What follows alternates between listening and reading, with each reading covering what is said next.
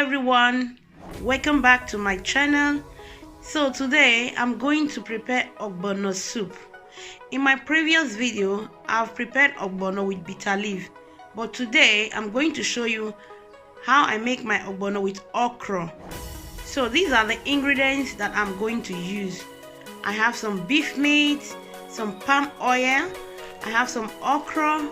I've already chopped my okra, and I have some stockfish, some dry fish, crayfish, locust bean, dry pepper, ogbono. I've already blended my ogbono too. If you don't know what is ogbono, this is the seed that I blend. And I have 1 onion, I have salt to taste, and Maggi cubes. So guys, I want to use this opportunity to say thank you to you all that have subscribed to my channel. I love you all, guys. Thank you so much from the bottom of my heart. I've watched most of your videos. They are so wonderful, guys. Keep it up. So now let's start preparing our soup. Just watch as I'm going to do it.